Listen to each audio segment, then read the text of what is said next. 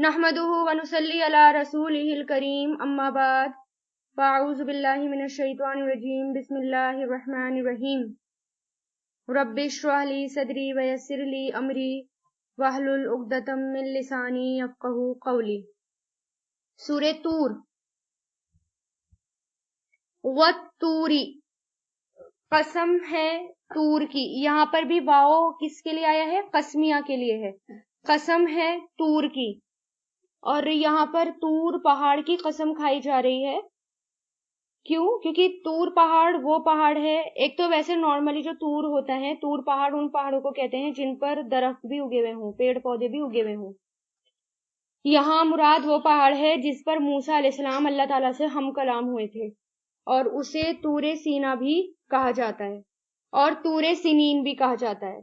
ये दोनों एक ही इसी पहाड़ के नाम हैं। और एक ही पहाड़ है, सिनीना भी आता है कहीं कहीं, और इसका कहीं कहीं तूरे ये सीना भी आता है। और ये इसकी सतह समुंदर से 70-80 फुट बाज़ात बताई जाती है, 720 फुट बुलंद है। समुद्र से ऊपर अगर देखेंगे तो 720 फुट बुलंद है। और मदीन शहर से मिस्र या मिस्र से मदीन जाते हुए शाम के मुल्क में से ये रास्ता आता है। और यहाँ पर 2 दफा मूसा अलैहिस्सलाम अल्लाह ताला से हम कलाम हुए थे, इसलिए इस पहाड़ की बहुत अहमियत है। कैसे? जब अल्लाह ताला आग नजर आई थी उन्हें और अल्लाह ताला उनसे बात कर रहे थे, तो इसी पहाड़ के तरफ था ये। एक रिवायत के मुताबिक ये जन्नत के पहाड़ों में से एक पहाड़ है, हदीस में आता है, हदीस से पता चलता है। और इस पहाड़ के दामन में जो वादी है उसका नाम तुआ है। तुआ वादी पर मुलाकात हुई थी ना, तो इस पहाड़ के दामन में ही है वो वादी। इस वादी को वादी मुकद्दस भी कहा जाता है और बुकाए मुबारका भी उसको कहा जाता है, और मुबारक हिस्सा यानी मुबारक खित्ता भी कहा जाता है। मूसा अलैहिस्सलाम जब बनी इसराइल को मिस्र से निकाल कर लाए थे तो इसी वादी से उनका गुजर हुआ था। तो इस वजह से इसकी अहमियत तो आप इसकी अहमियत का पता लगा सकते हैं कि कितना अहम है ये पहाड़, और इसकी भी अल्लाह ताला ने कसम खाई है। व किताबिन, और किताब, मस्तूरिन, लिखी हुई। मस्तूर लिखी हुई किताब। मस्तूर सीन तो रॉ इसका रूट है और ये मफूल है, और सतर से बना यानी लिखी हुई चीज। इससे मुराद किताब हो सकती है या कुरान या उस अल्लाह ताला की तरफ से आई हुई तमाम किताबें, या लोहे महफूज, या इंसानी अमाल जिनको फरिश्ते लिखते हैं, कुछ भी इससे मुराद हो सकता है। फी रक्किन, वर्क में। रक्किन वर्क में, इसका रूट है रा काफ काफ, रक। रक हर वो चीज होती है जो पतली हो और बारीक हो और लिखने के लिए हो। ठीक है। वर्क, वर्क किसको कहते हैं? बहुत बारीक होता है ना, जैसे चांदी का वर्क होता है, उसको वर्क क्यों कहा जाता है? क्योंकि वो बारीक होता है। इसका लफ्जी मायने क्या होता है? बहुत बारीक। किताबों को भी वर्क कहा गया है, किताब के एक एक पेपर को वर्क कहा गया है कि तुमने इसका वर्का वर्का कर दिया, यानी बारीक और बारीक चीज। और मंशूर लिखे हुए, नशर से बना हुआ है ये भी मफूल है। नून शीन रा इसका रूट है। नशर, नशर मतलब खुले हुए, लिखे हुए, फैलाए हुए।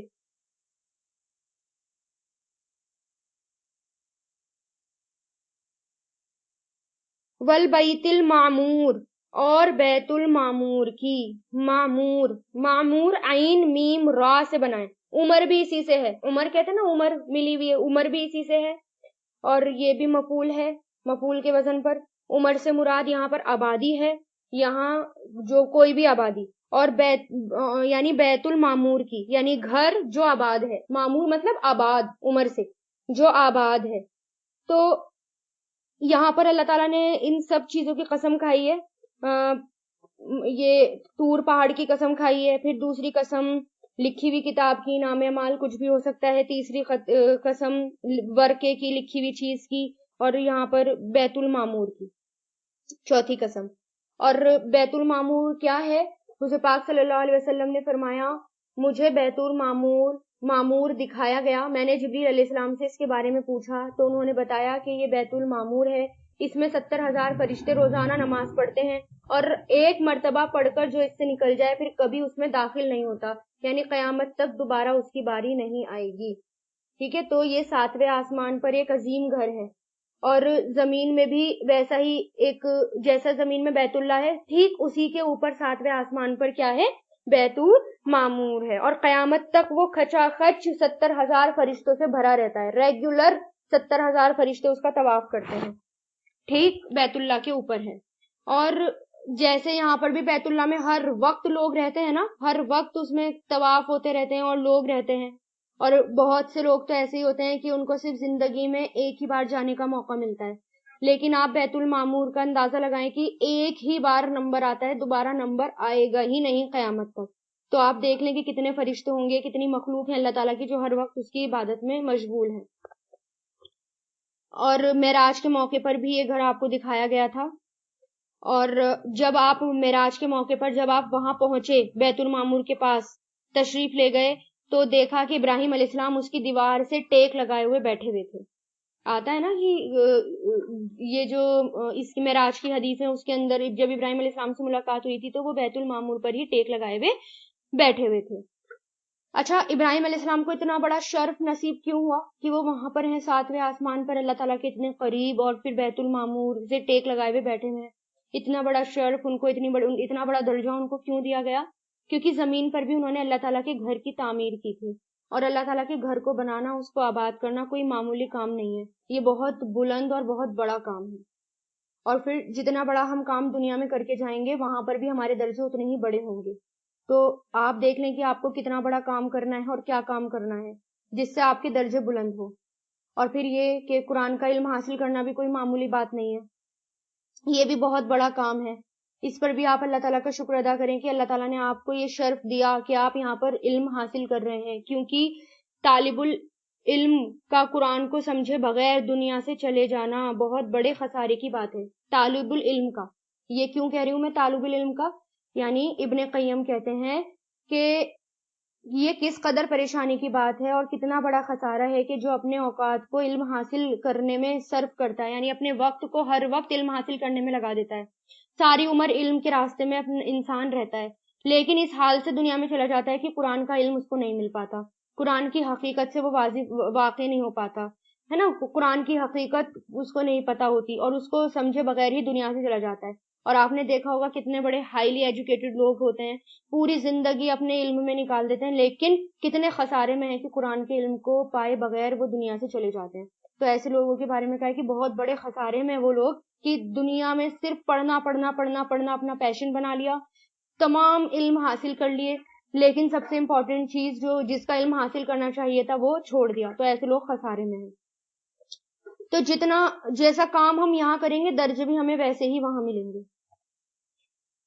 اور پھر یہاں پر قسم کھائی گئی ہے وَالسَّقْفِ, چھت کی, سقف کہتے ہیں چھت کو, چھت کی, مرفوع اونچی اٹھائی ہوئی, بلند چھت اونچی اٹھائی ہوئی.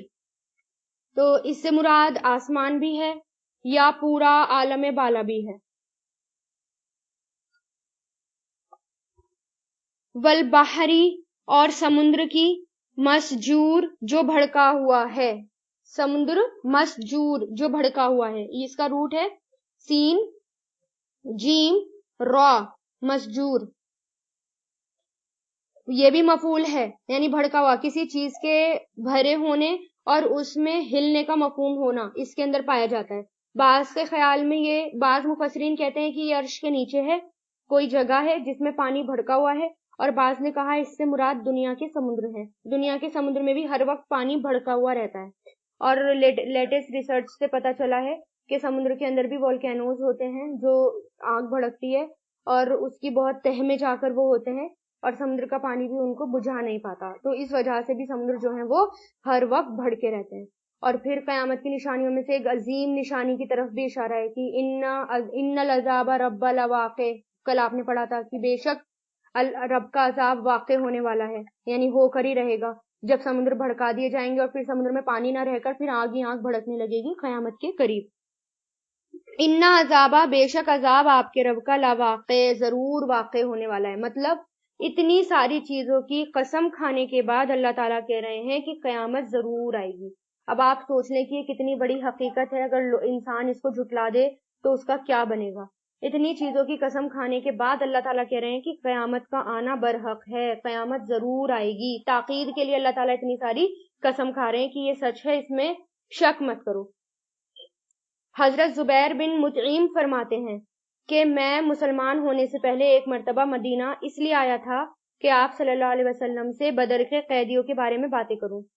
میں پہنچا تو آپ مغرب کی نماز میں سورہ طور پڑھ رہے تھے اور مسجد سے باہر تک ان کی آواز پہنچ رہی تھی. اور جب یہ آیت پڑھی، یعنی آیت نمبر 7 اور 8، تو میری یہ حالت ہو گئی گویا میرا دل خوف سے پھٹ جائے گا. تو میں نے فوراً اسلام قبول کر لیا. وہ کہتے ہیں کہ میں اس وقت یہ محسوس کر رہا تھا کہ میں اس جگہ سے ہٹ نہیں سکوں گا اور مجھے کسی چیز نے پکڑ لیا ہو. یعنی اتنا رعب طاری ہو گیا ان دو واقعے سے. آیت نمبر 8 میں کیا ہے؟ ما لہو، نہیں ہے اسے، من دافع، کوئی دور کرنے والا. دافع دفع کرنے والا، دور کرنے والا، فاعل ہے یہ. نہیں ہے اسے کوئی دور کرنے والا، یعنی قیامت جو ہے وہ سچ ہے اور ہو کر رہے گی. جیسے حضرت عمر کے بارے میں آتا ہے کہ ایک روز حضرت عمر بھی سورہ طور پڑھ رہے تھے اور جب اس آیت پر پہنچے، آیت نمبر 7 پر، تو ایک سرد آہ بھری، جیسے ہم دکھ میں آہ بھرتے ہیں نا، اس آیت کو پڑھ کر ایک سرد آہ بھری، جس کے بعد 20 دن تک وہ بیمار ہو گئے. لوگ آپ کی عیادت کو آنے لگے. پھر کسی کو یہ پتا نہیں چلا کہ بیماری کیا ہے، صرف اتنا پتا تھا کہ دل میں گہرا اثر تھا. اور کس وجہ سے گہرا اثر ہوا؟ ان آیت کو پر پہنچنے کے بعد 7 اور 8. اور اتنا ڈر لگا اور اتنے زیادہ پریشان ہو گئے کہ اس وجہ سے وہ مکمل بیمار ہو گئے کچھ دن تک. اور یہ کیفیت ہمیں محسوس کیوں نہیں ہوتی؟ ہمیں کیوں نہیں اثر ہوتا قرآن پڑھنے کے بعد؟ دیکھیں آپ نے یہ آیتیں پڑھی، کوئی فرق پڑا آپ کے دل پر؟ پڑا ہو ذرا سا بھی؟ یا میرے دل پر؟ کیوں؟ تو ایک تو اس کا ریزن بھی یہی ہے کہ ہمیں پتہ نہیں چلتا. خیر، اور جب تک معنی پتہ نہ ہو تب تک یہ کیفیت آ نہیں سکتی. اور پھر معنی پتہ ہونے کے بعد اس کو دل میں اتارنا، اس کے بعد یہ کیفیت آتی ہے کہ اس کو کوئی دور کرنے والا نہیں ہے، قیامت ہر حال میں آ کر رہے گی. یوما، جس دن، تمورو لرزے گا. تمور لرزنے کے لیے آتا ہے، یہ مورن سے بنا ہے. میم واو را اس کا روٹ ہے اور اس کا ماضی ہے مارا اور اس کا مضارع بنتا ہے یمورو. مارا یمورو یعنی حرکت، ہلنا، اضطراب، لرزنا. اصل میں مور اونٹنی کے تیز رفتار کے لیے آتا ہے، کیونکہ اونٹ پر بیٹھ کر انسان جب چلتا ہے تو وہ ٹک نہیں پاتا. اب آپ سب اونٹ پر بیٹھے ہوں گے تو آپ نے دیکھا ہوگا نا کیسے ٹک ٹک وہ کر کے چلتا رہتا ہے اور ہلتے رہتے ہیں، اس کے اندر اسموتھلی نہیں بیٹھ پاتے، تو اس کی چال بہت ڈگمگاتی ہے اور ہچکولے کھاتی ہے، تو اس کو مور کہا جاتا ہے. اور یہاں پر حرکت کے لیے ہے کہ جس دن لرزے گا، لرز اٹھے گا آسمان، مورن سخت لرزنا، یعنی کوئی چیز ٹھکانے پر نہیں رہے گی. یہ قیامت کی طرف اشارہ ہے کہ آسمان جب لرزے گا تو اس وقت کوئی چیز جو ہے وہ ٹھکانے پر نہیں رہے گی. اور قیامت کا جو منظر ہے اس کی طرف اشارہ ہے کہ بہت خوفناک منظر ہے. یوما، جس دن، تمورو لرزے گا آسمان، سخت لرزنا، و تسیرو اور چلیں گے، سارا یسیرو سیر سے، چلیں گے، الجبالو پہاڑ، سیرن بہت چلنا، یعنی پہاڑ چلیں گے. ابھی تو پہاڑ ٹکے میں ہیں اور ہم سوچ بھی نہیں سکتے کہ یہ پہاڑ جو ہیں اٹھیں گے اور اٹھنے کے بعد چلنا شروع کر دیں گے. لیکن سوچو اتنی بڑی چیز جب یہ اٹھے گی، جتنا اوپر نظر آ رہا ہے اس سے کہیں زیادہ گنا نیچے ہے وہ. اگر وہ نکل کر چلنا شروع کر دے، ٹکڑے ریزہ ریزہ ہو جائے، بادلوں کی طرح اڑنا شروع کر دے، تو لوگوں کا کیا حال ہوگا؟ کس طرح وہ سر پہ لگیں گے اور کس طرح لوگ جو ہیں تباہ ہونا شروع ہو جائے گی دنیا. اس کی طرف یہ اشارہ ہے کہ چلیں گے پہاڑ، بہت زیادہ چلنا. تو ہلاکت ہے. یومئذ، اس دن، للمکذبین، جھٹلانے والوں کے لیے، جو لوگ جھٹلاتے ہیں ان کے لیے کیا ہے؟ ہلاکت ہے. یعنی قیامت بدترین لوگوں پر آئے گی. کن لوگوں پر آئے گی؟ جو برے لوگ ہوں گے ان پر قیامت آئے گی. اس وقت یہ منظر صرف برے لوگ ہی دیکھ سکیں گے. متقی لوگوں کو یہ منظر اللہ تعالیٰ نہیں دکھائیں گے، کیونکہ یہ بہت خوفناک منظر ہوگا، بہت دل دہلانے والا منظر ہوگا. تو جتنے بھی متقی لوگ ہیں قیامت آنے سے پہلے ہی وہ دنیا سے چلے جائیں گے اور صرف بدترین لوگ اس واقعے کو دیکھ پائیں گے. الذین، وہ لوگ جو، ہم وہ سب، فی خوض، بحث میں. خا واو داد اس کا روٹ ہے. کسی چیز کے اندر گھسنا. خود کسے کہتے ہیں؟ کسی چیز کے اندر گھسنا. وہ لوگ جو فی خودن بحث میں یلعبون کھیل رہے ہوں گے، یعنی باتوں میں گھسنا. اور گھستے گھستے انسان کسی اور جگہ پہنچ جاتا ہے. یعنی جب ہم کسی چیز کے اندر گھستے ہیں یا باتوں میں گھستے ہیں تو اپنے ٹاپک سے ہی بدل جاتے ہیں. یہاں اہل مکہ کی مجلس کی طرف اشارہ ہے. وہ باتوں باتوں میں شاعری میں کہیں سے کہیں نکل جاتے تھے اور کہیں سے کہیں جو ہے وہ گھوم جاتے تھے. تو اس سے کیا مراد ہے کہ ہلاکت اس دن جھٹلانے والوں کے لیے، اور الذین وہ لوگ جو بحث میں یلعبون کھیل رہے ہوتے ہیں. اس کا مطلب کیا ہے؟ جو لوگ بحث میں کھیل رہے ہوتے ہیں. مطلب حدیث میں آتا ہے اللہ تعالیٰ کو 3 چیزیں ناپسند ہیں: ادھر ادھر کی فضول باتیں کرنا، مال کو ضائع کرنا، اور بکثرت یعنی بہت زیادہ سوال کرنا. اور کون سے سوال کرنا؟ بحث والے سوال کرنا. تو یہ باتیں اللہ تعالیٰ کو بالکل پسند نہیں ہیں، اور یہی لوگ ہیں جو جن کے بارے میں اللہ تعالیٰ ہلاکت کہہ رہے ہیں کہ وہ ہلاکت ہو ان پر. پھر حضور پاک صلی اللہ علیہ وسلم نے فرمایا ان قریب لوگوں پر دھوکے اور فریب کے چند سال آئیں گے. دھوکے اور فریب کے چند سال آئیں گے کہ ان میں جھوٹے کو سچا اور سچے کو جھوٹا، خائن کو امانت دار اور امانت دار کو خائن سمجھا جائے گا. استغفر اللہ. اور رویدتو قسم کے لوگ گفتگو کریں گے، باتیں کریں گے. پوچھا گیا کہ یہ رویدتو سے کیا مراد ہے، یہ کون لوگ ہیں؟ تو آپ نے فرمایا معمولی اور کم عقل لوگ جو عوام الناس کے امور پر بحث کریں گے، یعنی لوگوں کے معاملوں میں بحث کریں گے. تو ہمیں فالتو کے معاملوں میں بحث نہیں کرنے چاہیے، کیونکہ یہ قیامت کی نشانیوں میں سے بھی ایک نشانی ہے. اور اس کا مطلب یہ نہیں ہے کہ ہم باتیں نہیں کر سکتے. گھر والوں کے پاس بیٹھ کر باتیں ہم کر سکتے ہیں، لیکن ہماری باتیں جو ہوتی ہیں وہ کیسی ہونی چاہیے؟ پاکیزہ ہونی چاہیے. فالتو کی باتیں نہیں ہونی چاہیے، غیبت نہیں ہونی چاہیے. ٹھیک ہے. اور جابر رضی اللہ تعالیٰ عنہ کہتے ہیں کہ حضور پاک صلی اللہ علیہ وسلم نے فرمایا بے شک قیامت کے دن میرے نزدیک تم میں سے سب سے زیادہ محبوب اور قریب بیٹھنے والے لوگ وہ ہیں جو بہترین اخلاق والے ہیں، اور بے شک سب سے زیادہ پسندیدہ اور دور بیٹھنے والے، مطلب اور بھی زیادہ قریب بیٹھنے والے لوگ وہ ہیں جو دور بیٹھنے والے وہ لوگ ہیں جو باتیں کرنے والے ہوں گے، زیادہ باتیں. یعنی ناپسندیدہ اور بہت دور میرے وہ ہوں گے جو بہت زیادہ باتیں کرنے والے ہوں گے، بنا سوچے سمجھے بنا احتیاط بولنے والے ہوں گے اور تکبر کرنے والے ہوں گے. صحابہ کرام نے عرض کیا یا رسول اللہ بہت باتونی اور زبان دراز کا تو ہمیں علم ہے، لیکن یہ مفتی ہونا کون سے لوگ ہیں؟ مفتی کونا یہ کون سے لوگ ہیں؟ تو آپ صلی اللہ علیہ وسلم نے فرمایا تکبر کرنے والے لوگ. تو تکبر کرنے والے، زیادہ باتیں کرنے والے، بحث کرنے والے اللہ تعالیٰ اور آپ صلی اللہ علیہ وسلم سے بہت دور ہوں گے قیامت کے دن.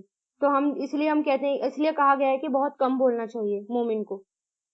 زیادہ ہمیں یہ نہیں پتا کہ ہماری زبان سے کیا باتیں نکل جائیں اور ہم کہاں چلے جائیں، اور باتوں میں نکلتے نکلتے ہم کہاں پہنچ جائیں. یوما جس دن یدعون وہ دھکیلے جائیں گے. اس کا روٹ ہے دال عین عین، نہایت سختی سے دھکیلنا. یہ دعا والا نہیں ہے، اس کا روٹ الگ ہے، دال عین عین. یدعون وہ دھکیلے جائیں گے، الی ناری آگ کی طرف، جہنما جہنم کی، داعن سخت دھکیلے جانا. یہ ہے اس کا مصدر، داعن سخت دھکیلے جانا. یعنی قیامت کے دن دھکیلے جائیں گے آگ میں. جیسے کہ قیدیوں کو یا کسی جانور کو پنجرے میں ڈالا جاتا ہے تو کیسے دھکیل دھکیل کر لے جایا جاتا ہے نا اس کو پنجرے میں ڈالنے کے لیے، اس طرح مجرموں کو بھی دھکیل دھکیل کر لے جایا جائے گا. تبرانی حاضی ہی یہ ہے النارو آگ، التی وہ جو کنتم تھے تم بیہا اس کو تکذبونا جھٹلاتے. یعنی جب دھکیلا جائے گا جہنم میں تو اللہ تعالیٰ کیا کہیں گے؟ یہ وہ آگ ہے جس کو تم جھٹلایا کرتے تھے، اب اس آگ کا مزہ چکھو. افا سحرو تو کیا جادو ہے، مطلب کیا، فا مطلب تو، سحر جادو ہے یہ، یا تم لا تبصرون نہیں تم دیکھتے. یعنی جب آگ میں دھکیل رہے ہوں گے تو یہ پوچھیں گے کہ اللہ تعالیٰ کہیں گے کہ یہ جادو نظر آ رہا ہے تمہیں یا تم اس کو دیکھ نہیں رہے. کیونکہ یہاں پر قرآن کو کیا بتا دیا تھا ان لوگوں نے؟ یہ تو جادو ہے اور یہ اللہ تعالیٰ کی طرف سے نہیں ہے، یہ تو انسانوں کی لکھی ہوئی ہے، اللہ تعالیٰ کی طرف سے یہ کتاب نہیں ہے۔ تو اس کے بارے میں کہہ رہے ہیں کہ جب جہنم میں دھکیلے جائیں گے تو اللہ تعالیٰ کہیں گے کہ یہ جادو ہے؟ نہیں، یہ تو جادو نہیں، یہ تو بہت بڑی حقیقت نظر آئے گی اس وقت۔ اس لوہا، چلو اس میں، جلو، اس لوہا جلنے کے لیے بھی آتا ہے نا، جہنم میں داخل ہونے کے لیے، تو جلو اس میں، فصبر، پھر صبر کرو، یا لا تصبرو، نہیں تم صبر کرو، سواء، برابر ہے، علیکم، تم پر، انما، بے شک، تجزونا، تم بدلہ دیے جاتے ہو، ما، اس کا جو، کنتم، تھے تم، تعملون، عمل کرتے۔ آگ میں جانے کے بعد اللہ تعالیٰ کیا کہیں گے؟ اب صبر کرو یا صبر مت کرو، اب تو تمہارا ٹھکانہ یہی ہے، یعنی اب تمہیں یہیں پر رہنا ہے، چاہے کیونکہ تم نے جو عمل کر کے تم آئے ہو اس کا بدلہ تم کو یہی ملے گا۔ اس لوہا، جلو اس میں، وصبر، تو صبر کرو یا نہیں صبر کرو، برابر ہے تم پر، بے شک تجزونا، تم بدلہ دیے جاتے ہو جو تھے تم تعملون، عمل کرتے۔ انا، بے شک، المتقین، متقین، متقی لوگ، جنت، فی جناتن، جنتوں میں ہوں گے، والنعیم، نعمتوں والی، یعنی متقی لوگ جنت میں ہوں گے اور جہنمی جہنم میں ہوں گے، اور کتنی سخت بتا دی جہنم کو۔ تو اس لیے ہمیں کیا دعا کرنی چاہیے؟ اللہم انی اسألک الہدی والتقی والعفاف والغنی، یعنی تقوی کی دعا کہ اللہ تعالیٰ ہمیں بھی متقی بنائے، کیونکہ متقی لوگ ہی جنت میں جائیں گے۔ فاکہین، فاکہین، مزے کرنے والے، فا، کاف، ہا، اس کا روٹ ہے، مزے کرنے والے، بما، اس کے ساتھ جو، آتاہم، عطا کیا انہیں، ربہم، ان کے رب نے، ووقاہم، اور بچا لے گا انہیں، وا مطلب اور، وقا، بچا لیا، انہیں، ان کے رب نے، عذاب الجحیم، دردناک عذاب سے۔ پاسٹ میں ہے بات لیکن مضارع کی ہو رہی ہے، یہاں پر وقا ہے نا، بچا لیا انہیں، یعنی بچا لے گا انہیں ان کا رب، کب؟ متقی لوگوں کو۔ متقی لوگوں کو اللہ تعالیٰ جنت میں لے جائیں گے، اور کس سے بچا لیں گے؟ آگ سے بچا لیں گے، جہنم کی آگ سے بچا لیں گے، اور اس میں وہ مزے کر رہے ہوں گے۔ کلو، کھاؤ، یعنی ان سے کہا جائے گا کھاؤ، وشربو، اور پیو، ہنیئم، مزے سے، بما، اس وجہ سے جو، کنتم، تھے تم، تعملون، عمل کرتے، یعنی ان آیتوں میں کس کی طرف اشارہ ہے؟ جنتیوں کے آرام کی طرف، کہ تم دنیا میں بھی تم عمل کرتے تھے، اللہ تعالیٰ کے حکموں پر چلتے تھے، تو آج تم مزے سے رہو، آج تم پر کوئی ناراضگی نہیں ہے، کوئی غصہ نہیں ہے، اور کسی بات کی پکڑ نہیں ہے۔ متقیین، تکیہ لگائے ہوئے ہوں گے، کتنی بار آ گیا یہ بھی، متقیین، تکیہ لگائے ہوئے ہوں گے، علی سرورن، تختوں پر، مصفوفتن، قطار سے رکھے ہوئے، مصفوفتن، لائن سے رکھے ہوئے، یعنی صف میں رکھے ہوئے، صف سے یاد کر لیں اس کو، صف میں رکھے ہوئے یعنی لائن سے رکھے ہوئے۔ وزوجناہم، اور زوج، جوڑا بنا دیں گے ہم ان کا، جوڑا مطلب بیوی، بیاہ کر دیں گے یا جوڑا بنا دیں گے یا شادی کر دیں گے، نکاح کر دیں گے، سب آتے ہیں اس میں، اور نکاح کر دیں گے ہم انہیں، ان سے، وزوجناہم بحورن، حور کے ساتھ، یعنی ان کا نکاح کس کے ساتھ ہو جائے گا؟ حور کے ساتھ، عین، بڑی آنکھوں والی۔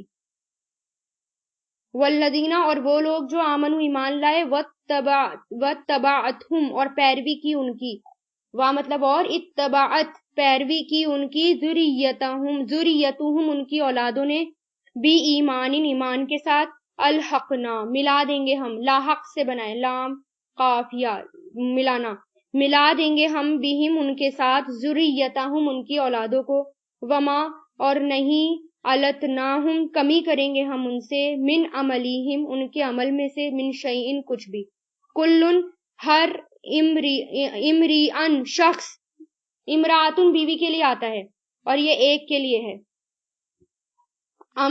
امریئن، ہر شخص، بما، اس وجہ سے جو، یعنی یہ میل ہے اور اس کا فیمیل امرات آتا ہے، اس وجہ سے جو، کسبہ، کمائی کی، رہین، گروی ہے، رہن ہے، رہین کس کو کہتے ہیں؟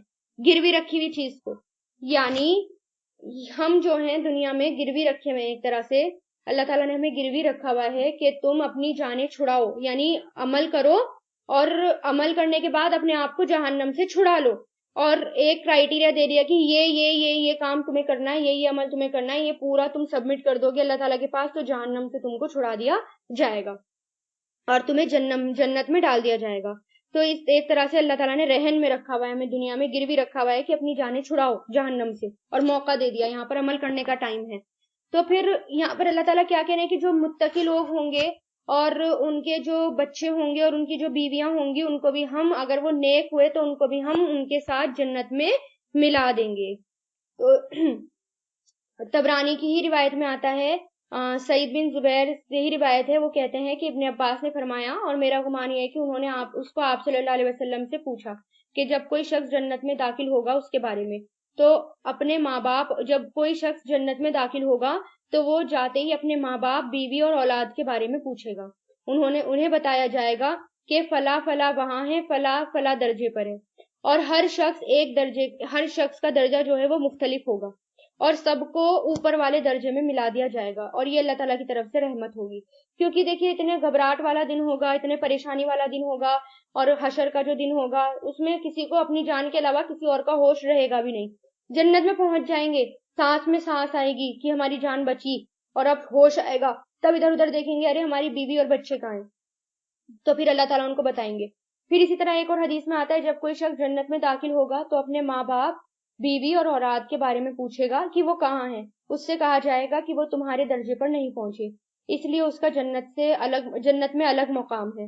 وہ شخص عرض کرے گا، اے میرے پروردگار، میں نے جو بھی کچھ عمل کیا تھا وہ اپنے لیے کیا اور ان سب کے لیے کیا تھا، یعنی ان سب کے لیے بھی عمل کیا تھا، تو اللہ تعالیٰ کی طرف سے حکم ہوگا کہ ان کو بھی اس درجۂ جنت میں رکھ دیا جائے، یعنی جن کا وہ مطالبہ کرے گا ماں باپ اور بچے، اس کے ساتھ ان کو ملا دیا جائے گا۔